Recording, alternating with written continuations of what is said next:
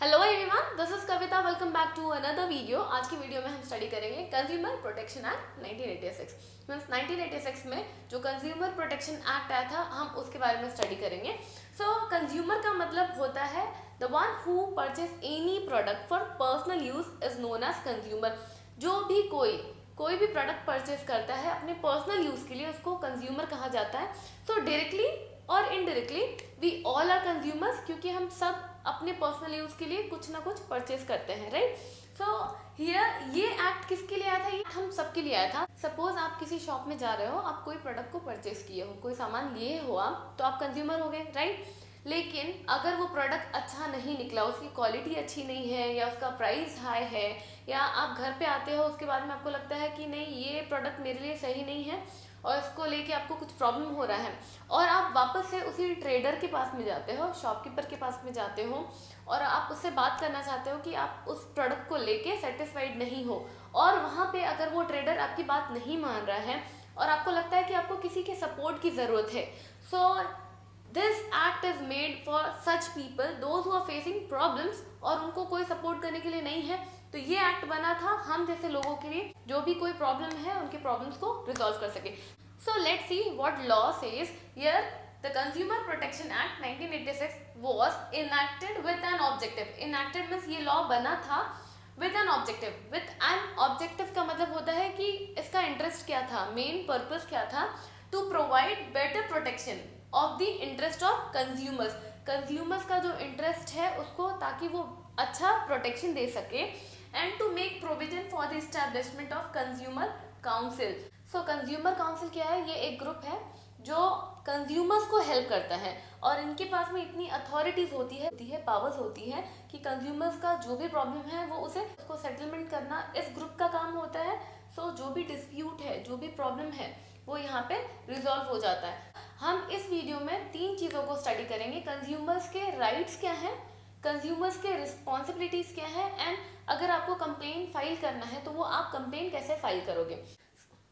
So let's begin with the rights of consumers. Consumers के rights क्या है, सबसे पहले हम वो स्टडी करेंगे। Number 1, right to safety. Right to safety में देखो, आप कोई भी प्रोडक्ट परचेज करते हो तो आपको पता होना चाहिए कि क्या आपके लिए सेफ है वो प्रोडक्ट। आप जब भी प्रोडक्ट परचेज करते हो उसकी क्वालिटी देखो और वो सेफ है या नहीं। आइडियली आपको सर्टिफाइड प्रोडक्ट ही परचेज करना चाहिए जो गवर्नमेंट के द्वारा सर्टिफाइड हो, सो दैट बिना डरे आप वो प्रोडक्ट यूज कर सको। Number 2, right to choose. See as a consumer, आप कोई भी प्रोडक्ट चूज करते हो तो आपको लगता है ना कि इसमें किसी और का दखल अंदाजी नहीं हो, राइट। कोई और आके आपको प्रेशर नहीं डाले आप यही प्रोडक्ट परचेज कर लो, ये अच्छा है। सो कई बार क्या होता है कि हम नहीं चाहते हुए भी दूसरों के फोर्स के कारण हम प्रोडक्ट परचेज कर लेते हैं, but you should not do that, right. आप किसी के भी फोर्स से, कोई भी ट्रेडर हो, रिटेलर हो, जो भी कोई है, आप उसके फोर्स में, उसके बातों में आके कोई भी प्रोडक्ट मत परचेज करो। जो प्रोडक्ट आपको सही लगता है, उसकी क्वांटिटी, क्वालिटी, उसका प्राइस आपको सही लगता है, आप वो प्रोडक्ट चूज करो। So this is your right that you have to choose your product on your own. Number 3, right to information. Right to information का मतलब होता है कोई भी प्रोडक्ट जो आप परचेस कर रहे हो, आपको उसका डिटेल इन्फॉर्मेशन होना चाहिए। उसकी एक्सपायरी डेट क्या है, उसकी मैन्युफैक्चरिंग डेट क्या है, उसके बेनिफिट्स क्या है, उसके लॉसेस क्या है, सो दैट आप एक प्रॉपर डिसीजन ले सको कोई भी प्रोडक्ट परचेज करने से पहले। सो this is also one of the right of consumer. ये भी आपका एक राइट है जो आपको पता होना चाहिए। Next, right to education. Right to education का मतलब होता है कि as a consumer, as a buyer, आपको एजुकेशन दिया जाए, आपके राइट्स क्या है आपको बताया जाए, ताकि कोई भी एक्सप्लॉयटेशन उनको फेस ना करना पड़े। इन केस आपको आपके राइट्स नहीं पता है तो हो सकता है सिमिलर प्रोडक्ट के लिए आपको ज़्यादा कॉस्ट पे करना पड़ जाए। सो दिस इज वेरी इंपॉर्टेंट कि आपको कोई चीट ना कर सके, इसी के लिए एजुकेशन कंज्यूमर के लिए बहुत इंपॉर्टेंट है। So this is also your right. Then next is right to compensation. Right to compensation का मतलब होता है कोई भी प्रोडक्ट को लेके आप अगर प्रॉब्लम में आते हो, आप जो भी प्रॉब्लम में हो उस प्रॉब्लम से आपको बाहर लाना, ये राइट आपको हेल्प करता है। सो अगर आपको लगता है कि प्रोडक्ट को आपको रिप्लेस करना है, रिटर्न करना है, तो वहाँ पे आपको हेल्प मिलनी चाहिए। Number 6, right to be heard.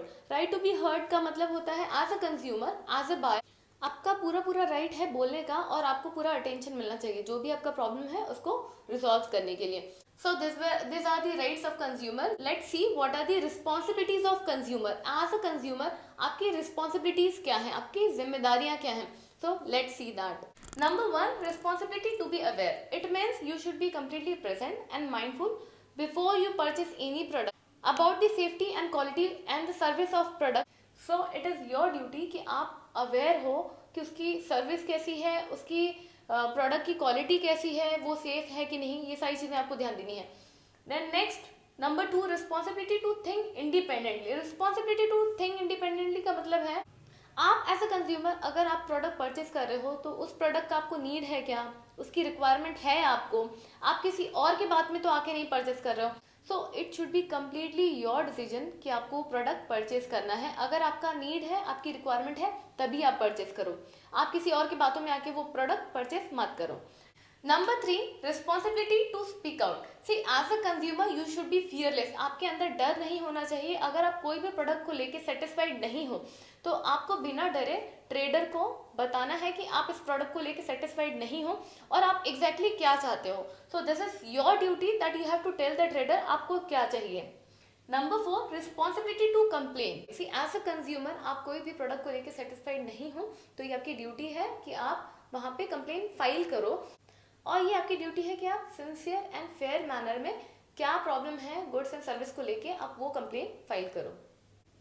Number five, responsibility to be an ethical consumer. Ethical consumer का मतलब है आप एक कंज्यूमर हो, आपको लगता है कि जो आपके साथ अनफेयर हो रहा है वो किसी के साथ में भी हो सकता है। सो सही और गलत में डिफ्रेंशिएशन करने आना चाहिए। आप कोई भी गलत काम में इन्वॉल्व मत हो, क्योंकि आप अगर इन्वॉल्व होंगे तो आपके जैसे और भी हो सकते हैं। आपकी तरह और भी लोग गलत काम में इन्वॉल्व हो सकते हैं। इसकी वजह से क्या होगा, बहुत सारे लोग प्रॉब्लम में आ सकते हैं। Be a person that you should know the difference between right and wrong and be a right person. This are the responsibilities of consumers. Let's see कि आपको अगर कंप्लेन फाइल करना है तो आप कैसे करोगे। हाउ टू फाइल कंप्लेन में सबसे पहला पॉइंट है complain should be filed with in 2 years। Means कोई भी प्रोडक्ट जो भी आप परचेज कर रहे हो वो प्रोडक्ट परचेज करने के 2 साल के अंदर का ही कंप्लेन होना चाहिए। आप अगर वो 2 साल के बाद में कंप्लेन करते हो तो वो कंप्लेन फाइल नहीं होगी। Then number two, detail of problem should be mention. आप जो भी कंप्लेन लेटर लिख रहे हो आप उसमें मेंशन करो कि आपको उस प्रोडक्ट को लेके क्या प्रॉब्लम है, आपको रिप्लेस करना है, रिटर्न करना है, या क्वालिटी या प्राइस को लेके कुछ प्रॉब्लम है। तो जो भी प्रॉब्लम है आप उसको अच्छे से डिटेल में मेंशन करो वहाँ। थर्ड पॉइंट है bill attach to complain letter.